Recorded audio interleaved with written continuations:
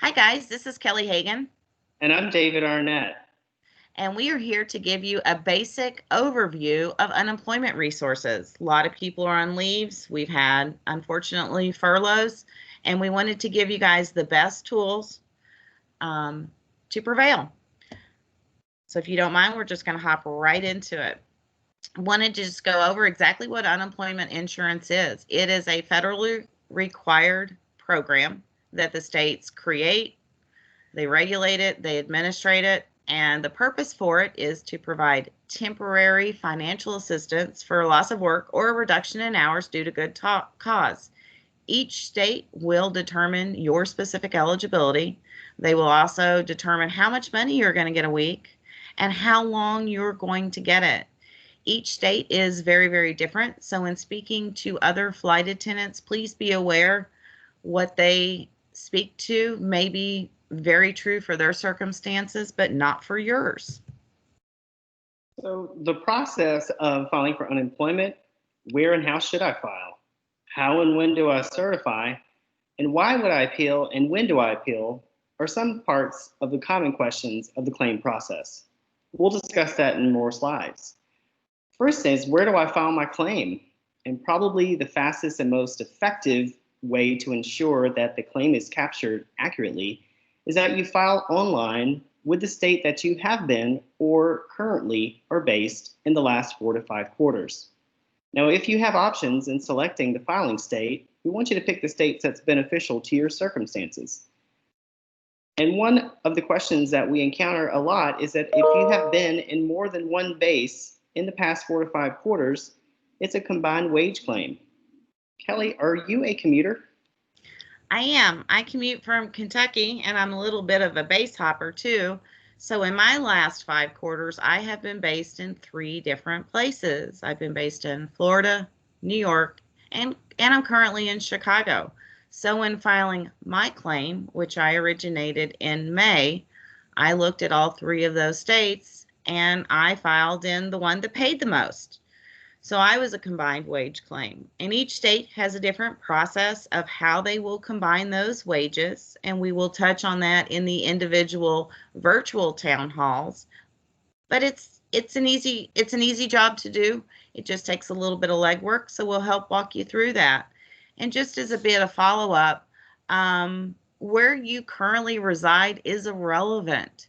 A lot of people kind of go sideways on this and they file in the state in which they live and they have no earnings in that state. So that can be problematic. So we're here to guide you and advise you not to do that because we want you to get paid as quickly as possible. And how do I file?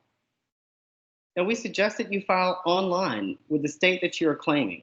In most states, you're going to have to create a username and a password to register for an account before you can apply online with the state-specific portal. And when filing your claim, you're going to be prompted to provide your last day worked, which will define the onset of benefits. And you're going to need some information before you begin the application process. And Kelly, can you kind of tell us some things that can assist the claimants when they begin the filing process? What will they need? Yes, David. Please keep in mind, as we've said previously, and you're going to hear it again, each state is very different. However, generally speaking, we advise that it's a good idea to have some of your past pay stubs on file. Also have your employer address and federal ID number. Those are located in the various leave and furlough packets that American provided. We also have it on our website under the unemployment resources, which we have hyperlinked on this slide. You possibly may need a government ID. That could be a driver's license, a state ID, or a passport, your social security number, and also have your banking information readily available if you would like direct deposit. And one thing to remember is that once you file the claim, there could be a lengthy processing time due to the volume of claimants that are currently applying for unemployment. And if you visit our APFA unemployment resources page, we have more details about state-specific and general information for unemployment. Kelly, one question that we encounter a lot is, when do I file? I'm kind of would like some direction on that. Could you let me know? I will. So we suggest file as soon as possible. Anybody who has watched the news in the past 6 months realizes that the unemployment rates are soaring in many of our states. There is normally a 2-week waiting process once you initially file your claim. Most states have waived that due to the pandemic. However, they still have the processing times that are quite lengthy. It can be 4 to 8 weeks. Some states, which we'll touch on in the individual virtual town halls, may have situations where it would preclude someone from actually receiving benefit for the first few weeks due to a severance pay issue. However, that does not mean that you have to wait until after that period to file your claim.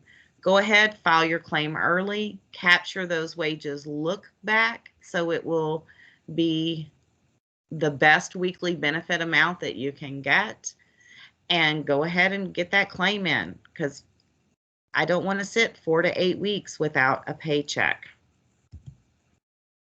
And what is certification? So basically the certification process after you filed is basically when you raise your hand and you're notifying the state that, hey, I need benefits on a weekly basis. And depending on your state, and we'll get into more of that during the town halls during next week, it could be either a weekly or bi-weekly process depending on the state, and it's either online or by phone. One of the fundamental principles of receiving unemployment is that the claimant must be able and available to work to maintain your certification eligibility. And some states may have work search requirements. We'll get into some more details of that in your specific base town halls next week. And Kelly, what's the one thing to always remember if you wish to maintain benefits for any eligible weeks? You always have to raise your hand and certify. So you know how we'd mentioned that there was lengthy processing time, sometimes 4 to 8 weeks, and you're not getting a benefit? You still have to certify during that time. That is the only way the state knows that you need money and you would like to be paid that. So always, always, always certify, no matter what. And how do I certify? So you're going to certify on a weekly or bi-weekly basis. Each state is different, and certification can be completed online or through the phone. It'll ask you a series of questions that'll determine your weekly eligibility and eligible amount.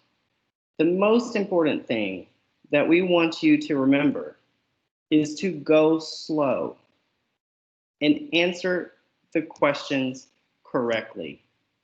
Kelly, most states allow you to do this either online or start over on the phone prior to submission, correct? Yes, sir. And it's important to remember that this is a legally binding submission. And if you make a mistake, we want to make sure that you rectify it as soon as possible. You can contact a representative if you feel that you've made an error, but there could be a lengthy delay.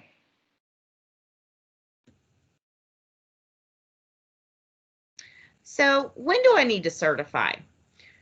Keep in mind, once you filed your initial claim, most states will prompt you, hey, thanks for filing that claim. We're going to need you to start your certification on this date. Unemployment certification weeks are by calendar days, and they are a 7-day period. Depending on your state, that 7 days could be Sunday through Saturday. It could be Monday through Sunday. You will be advised of that once you've completed your claim. We do suggest that you set up an alarm or some type of notification system to ensure those timely and consistent certifications. Certifying is very, very important. Some states, they do a weekly or nightly file maintenance system, so the system may be down both online and phone, and you may not be able to. So don't wait till the very last minute. Do it early and do it weekly or bi-weekly, depending on your state. If you forget, if you didn't listen to the alarms, you just checked out for a little bit and you checked back in, that's okay. You would need to follow your state process to retroactively certify if available. please keep in mind contacting a representative can be a nightmare due to the sheer volume of claimants that they are dealing with. So this is not going to be a quick fix or somewhat of an easy fix. So it's best to stave off that problem early in the process. And for an appeal, why would I need to file an appeal? So anytime the state has made a decision or determination, you may appeal that because you do not agree. And some examples of actions that you might appeal are the monetary determination. Maybe your weekly benefits you thought should be more, or maybe your claim was denied, or you received a letter from the state saying that you have to repay the money that you have already received, or if there's any reduction of your weekly benefits. Those are just a few examples of why you would need to file an appeal. So you've received some correspondence from the state. There's many different ways that they can send it to you. They could mail it, they could email it. Some states have portal communication systems. They could send it in that way. Please review every single thing that they send you. It is very, very important. With those communications, they establish strict timelines for you to say, you know what, I don't agree. I should have had more money a week. Look at those timelines. You have to meet those timelines. Be proactive with those. We're available to assist you through this process. It's very cumbersome and it's very foreign. But please, if you get a communication and you do not understand it, or you don't understand the timelines, give us a call. We're here to help. The sooner you call us is the better that we can do for you. And also, remember that word I said earlier, certification is important. Even during this process, it is important. If they have suspended your benefits for XYZ reason, you must continue certifying. If you do not certify, you're not raising your hand to say that you need money. So once that outstanding issue has been resolved to your benefit, they will pay you retroactively, but only for the weeks in which you certified. So if there's one thing and only one thing that you take away from this, certify. So just some general information. It's definitely okay to ask questions. You know, most of us have never done this before, and it's kind of a foreign territory, right, Kelly? Very foreign. And mistakes, we're here to help you through those mistakes. They can be resolved. And the process, we understand, is very timely and it's frustrating, but we're here to help. And one of the things that we do is that both Kelly and I meet with AA weekly, and we address issues. We address individual issues, state-specific issues, and then broader systemic issues. And if you encounter any issues, here's how you can contact us. We have a form on our website. It's the Contact Us form. Or you can email unemployment@apfa.org. We do ask if you're emailing us that you give us your full name, your employee number, base, the state in which you're filing, and any documents or attachments to substantiate your reasoning for contacting us. And you know how we had mentioned that we're coming soon to virtually to a base near you? Here's our lineup, so save the date. Dates and times will be there. You can ask broad questions. You can also ask state-specific questions. David and I are here to help shepherd you from A to B to get you through the end. It is a very foreign process. It's a very uncomfortable process if you have to go down to appeals route. And we're just here to help support our membership, you, in any way that we can to get you what you are entitled. David?